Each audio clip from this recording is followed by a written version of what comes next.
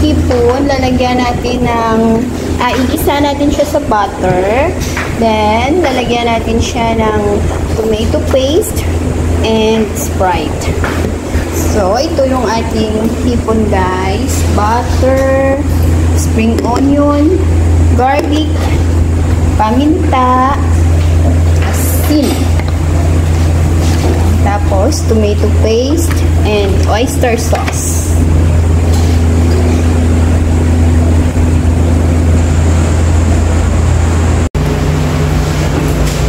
So, ayan, sindihan ang pandan.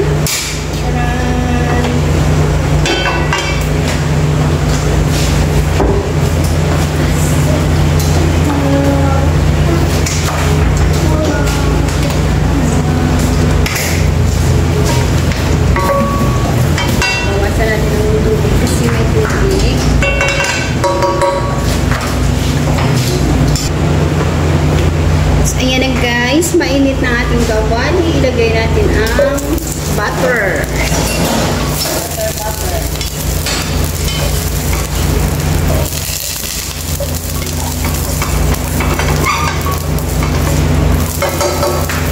Tananan! Hindi malakas ang apoy, pahinaan. Makasunod.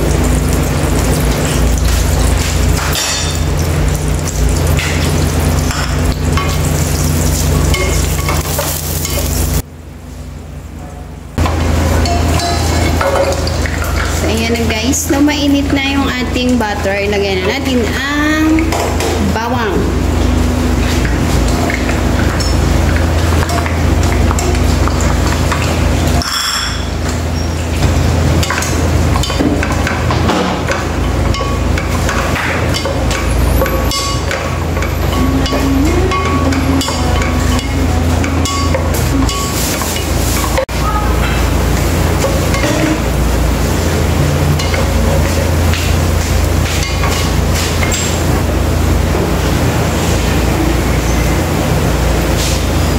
So, naluluto na ang ating bawang guys. Ilagay na natin ang hipon.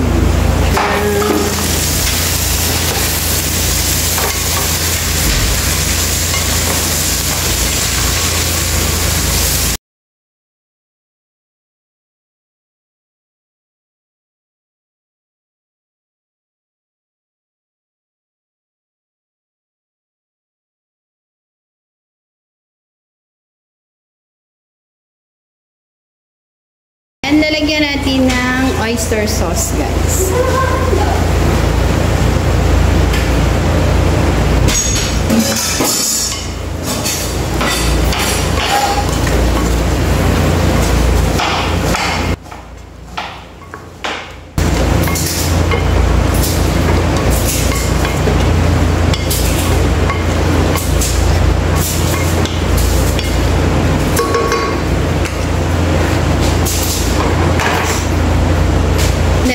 Konting asin lang siya guys kasi oyster sauce yung nilagay natin.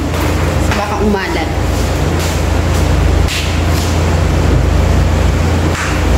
And then, paminta. Lagyan natin ang paminta.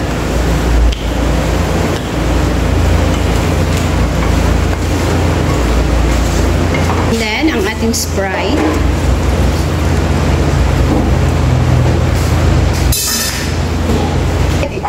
Idaan sa tubig. Ito yung hipon, ano yung fresh.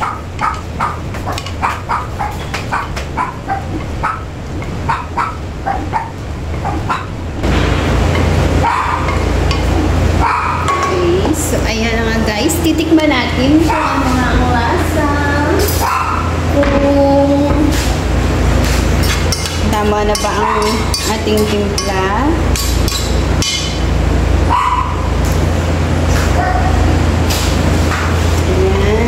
So, medyo masarap na siya, guys.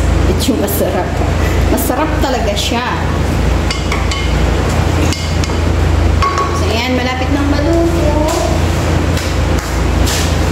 Then, lalagyan na natin siya ng tomato paste.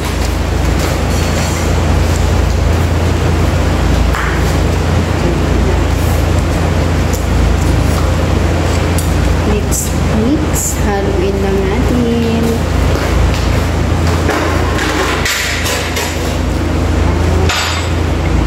Sarap niya.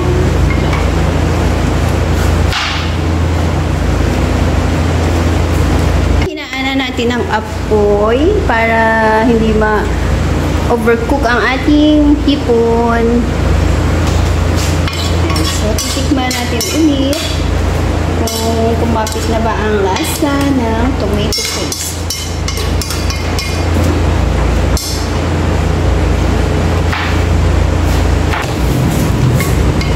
So, ayan na guys. Luto na ang ating shrimp with tomato paste.